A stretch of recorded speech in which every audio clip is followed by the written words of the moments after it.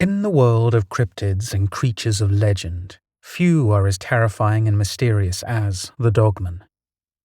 These beings, sometimes described as part human, part canine, have been the subject of countless stories and sightings across the globe. In the wooded area of Deadwood, Alberta, Canada, there have been reports of strange canine-like creatures, which have left people shaken and perplexed.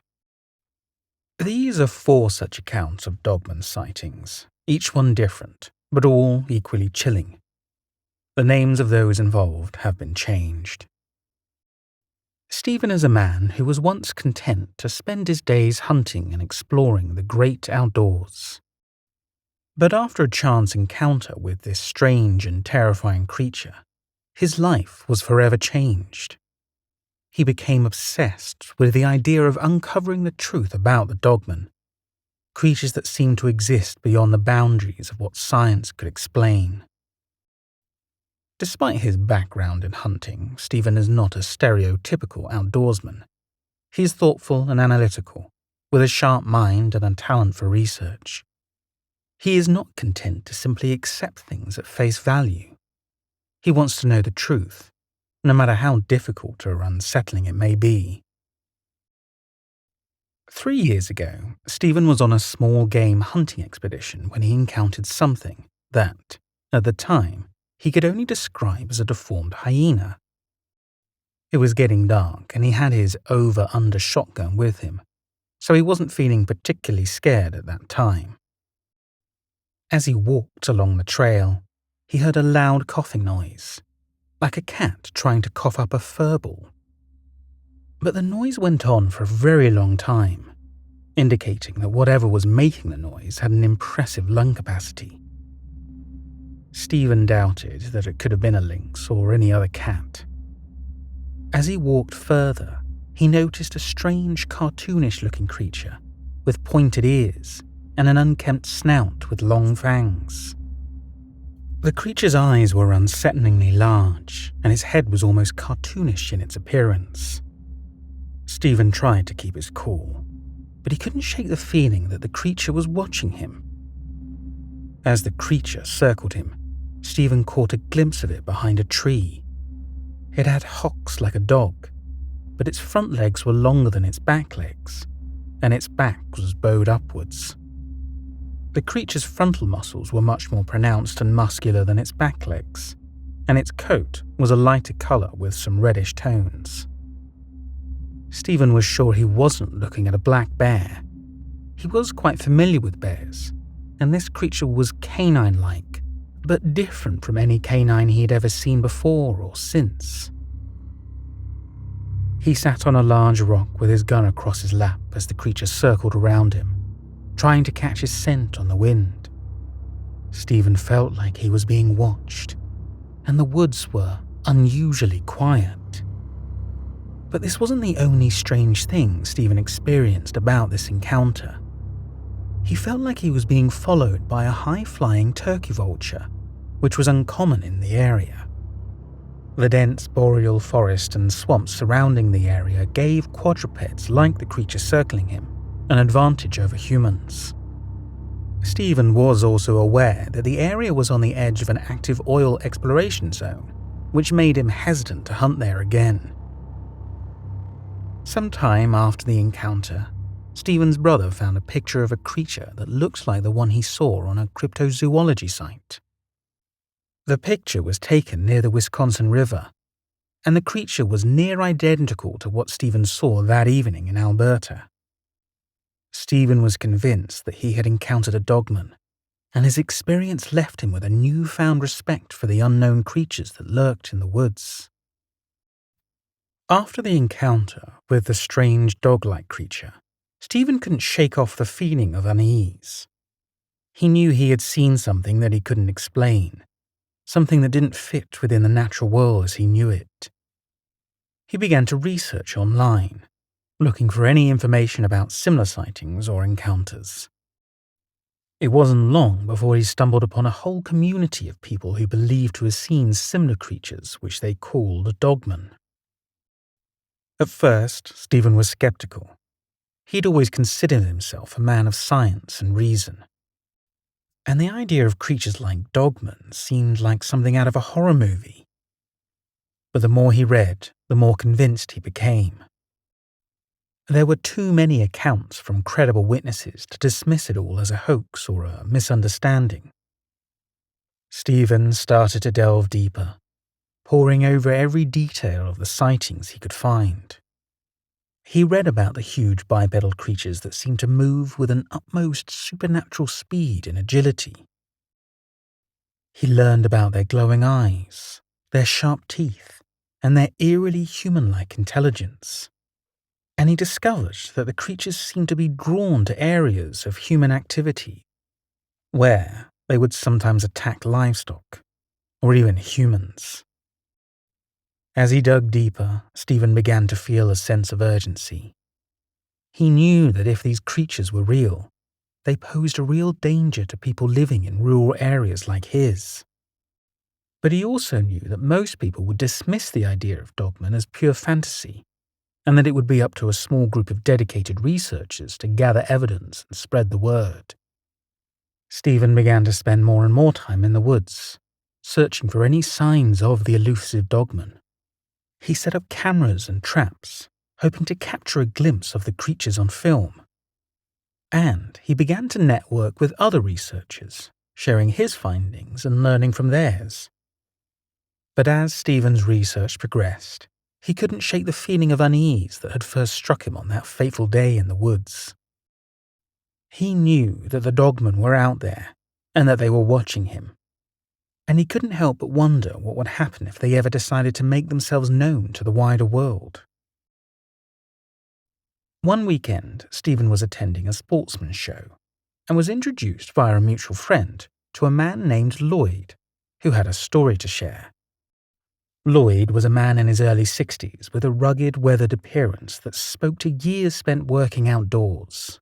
His hands were rough and calloused, and his face was creased with deep lines that hinted at a lifetime of hard work and hard living. He had a thick, full beard that covered his jawline and chin, and a shock of wiry grey hair that stuck out from under his well-worn ball cap. Despite his gruff exterior, his eyes were warm and twinkling, and there was a kindness in his voice that put people at ease. Lloyd lived on a sprawling piece of land just outside of Deadwood, Alberta, where he raised and boarded horses for a living. He was a solitary man, preferring the company of his animals to that of other people. He was an expert horseman and had a deep respect for the land and the creatures that inhabited it. Lloyd had lived through his fair share of hardships, including the loss of his wife to cancer, and a long and difficult battle with alcoholism. But through it all, he had remained stoic and steadfast, never one to complain or seek sympathy. He had a quiet strength that belied his unassuming nature, and a determination that had seen him through even the toughest of times.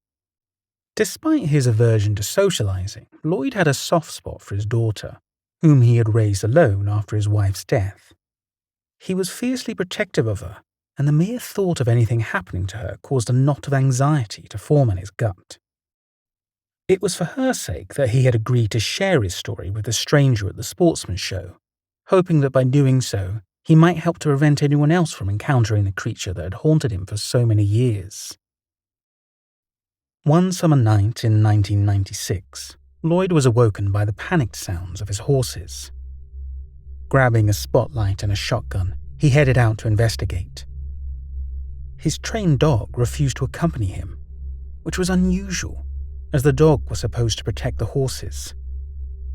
As he approached the corral where some Shetland ponies were kept, he spotted movement.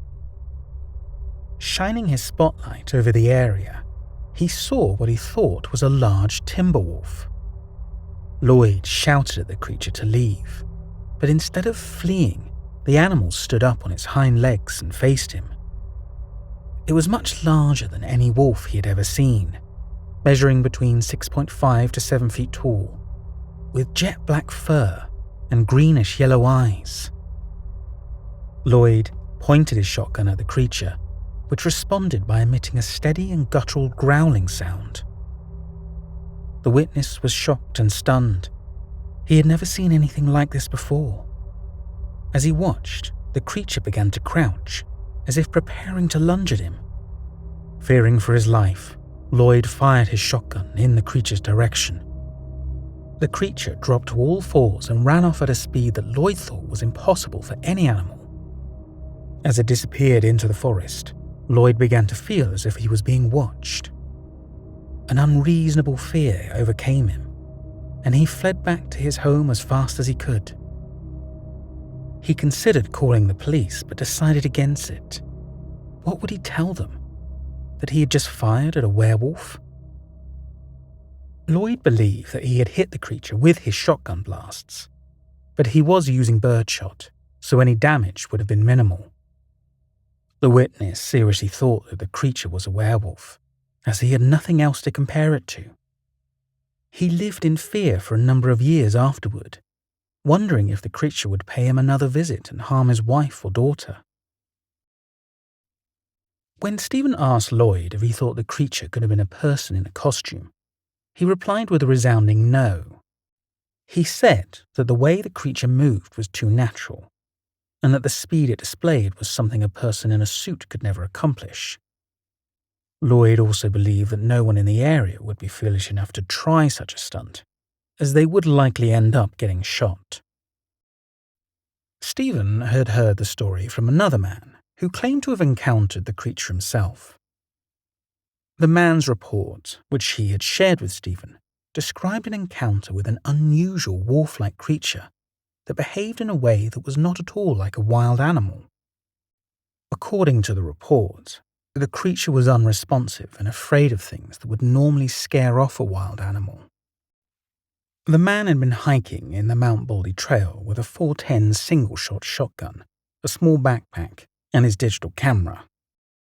He was about halfway to the trailhead when a large wolf appeared on the path and blocked his way. The creature was much larger than any timber wolf the man had ever seen, and he grew increasingly uncomfortable as it stood and stared at him, completely unresponsive to his attempts to communicate. Feeling increasingly unnerved, the man took out his camera, and the creature seemed to waver in its behavior. As he raised the camera to take a picture, the creature darted off into the woods, only to reappear moments later, standing upright on its back legs beside a tree. The man snapped a quick picture before the creature disappeared back into the woods. The man reported the sighting to a local conservation officer, but he was met with skepticism. No one in the town believed him, and the man eventually stopped telling his story, feeling like he was being labeled as a liar or a kook. Before I finish this story, I want to say thank you for choosing to watch this video, and I hope you're enjoying my storytelling. If you are, please hit that like button, and if you don't already, subscribe to my channel. Also, a big shout out goes to Cantankerous Carmudgeon and Ryan Elderson, who have been the first to sign up to my new Patreon-exclusive access tier, and were able to get early access to the audio of the story, ad-free, prior to my YouTube upload. I have a starting tier of just $3 per month for those who want early access and ad-free content. But my $9 per month tier will give you access to exclusive behind-the-scenes content and a Tales of High Strangeness pin. If you want to support my mission to become a full-time storyteller and content creator, please head over to Patreon and consider signing up.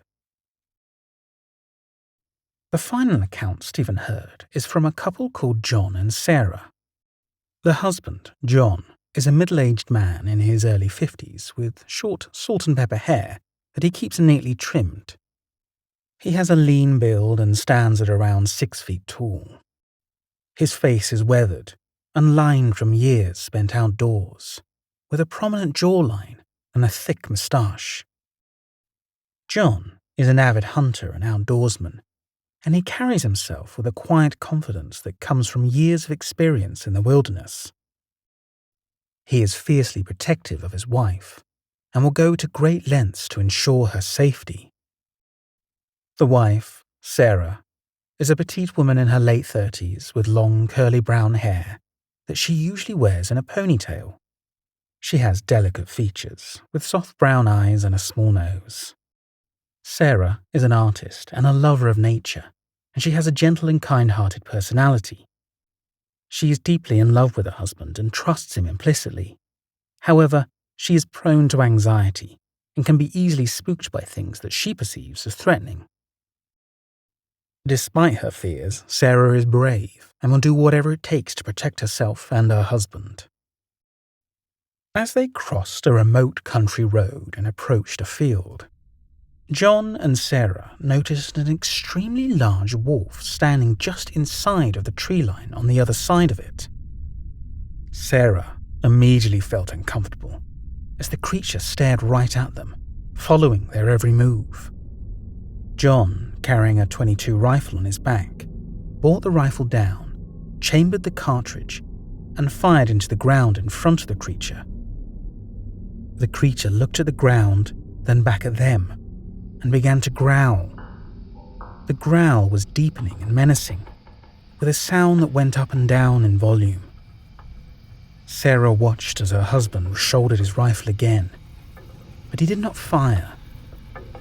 She felt a chill run down her spine as she looked at the creature's face, which seemed to indicate that it knew that the small caliber rifle was not something that could kill it with one shot.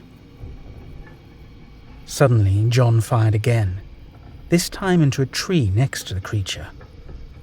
The creature did not flinch, but instead stood up on two legs. Its front leg was against the tree that the husband shot, and the growling continued, increasing in volume. The creature moved its jaws up and down, gnashing its teeth in a menacing manner. John fired 3 shots directly at the creature, hitting it all 3 times in the chest. The creature let out a scream or howl that seemed to go on forever and ran off into the forest on 2 legs. The couple fled in the opposite direction, running back towards their vehicle. As they passed through a small area of the forest, they heard something running towards them from a distance through the woods. They cleared the woods without incident, but when they broke out of the forest, they estimated that whatever was chasing them was no more than 35-40 yards behind them. Sarah had a cell phone with her and was thinking about taking a picture of the creature, but suddenly had a strong feeling that if she did, the creature would kill them both. The feeling was so intense that she immediately shoved her phone in her pocket. When the couple made it back to their vehicle, Sarah noticed that she had actually peed her pants. She had been so scared that she lost control of her bladder, something she always thought was only in the movies. The incident left the couple shaken and terrified, with a newfound respect for the creatures that roam the wilderness at night.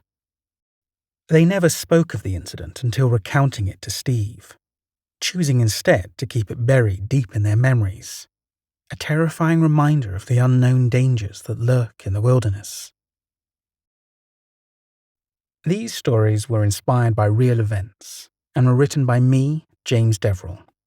Don't forget to check out the content I'm releasing on other platforms such as Instagram, Facebook, and Twitter. If you or anyone else you know has a story about anything related to high strangeness, please reach out to me with a brief description to stories@daredevil.com. I don't need you to write the whole story, so you won't need to worry about being an English major. We'll be doing all the writing. You'll just need to be willing to jump on a call with me so we can have a chat and I can get the whole story. Thanks again for watching.